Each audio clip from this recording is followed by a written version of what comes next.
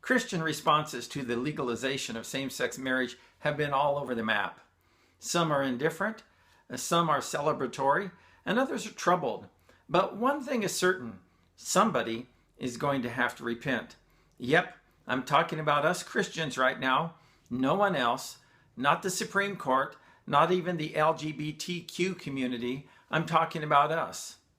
Before I tell you why somebody within our ranks has to repent, let me tell you what this issue is not about.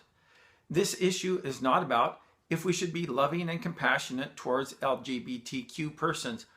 Unequivocally, yes. It's not about if homosexuals are nice people. They are, but not everyone. And it's not if people are born gay. Don't know, doesn't matter. It's not about that. So, if it's not about this, then what's it about? It's about truth, biblical interpretation, and morality.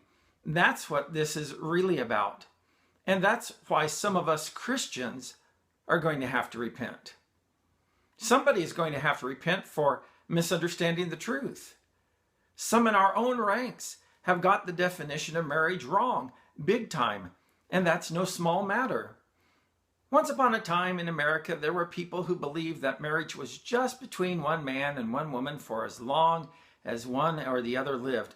Daddy, that's not true. Yep, it's true.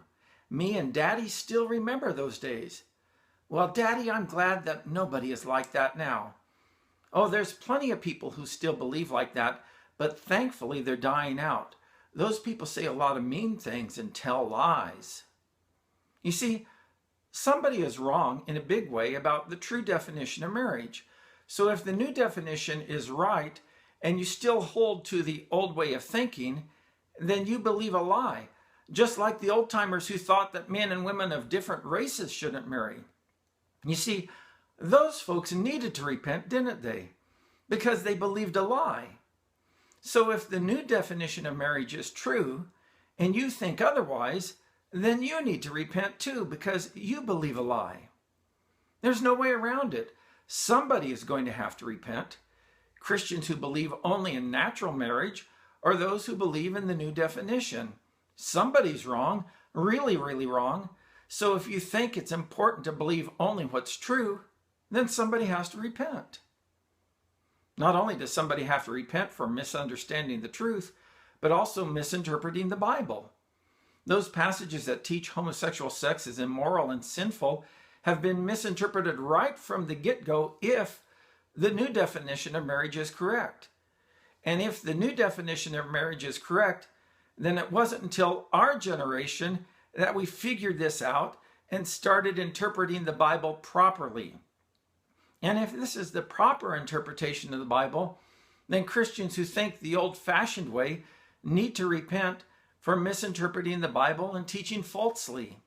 Papering over our differences just won't do. We can't just say, well, we'll agree to disagree and leave it at that. No, somebody is misinterpreting the Bible and needs to repent. It's pointless to say that some Christians in the past got things wrong, like women's rights and slavery, racism, or whatever. They did.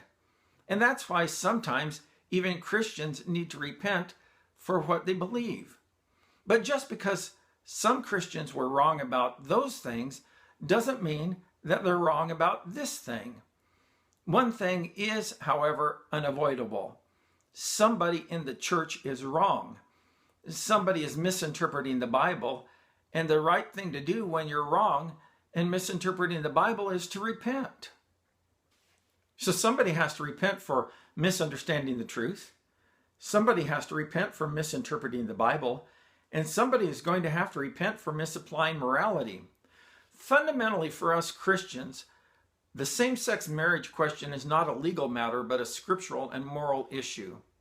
Does homosexual sex become moral within legal marriage?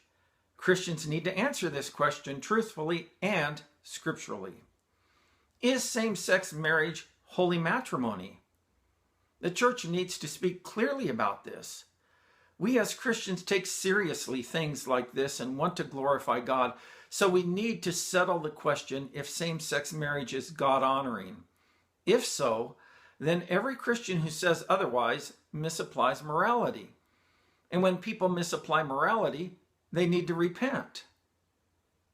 Christians who trivialize same-sex marriage, Christians who think what gays do doesn't affect them, Christians who think that this is a political matter, not a religious one, need to rethink this issue and show more sobriety, because some of our brothers and sisters in the church need to repent. And that's never a trivial matter. The church is a community that cares about truth. The church is a community that cares about biblical interpretation.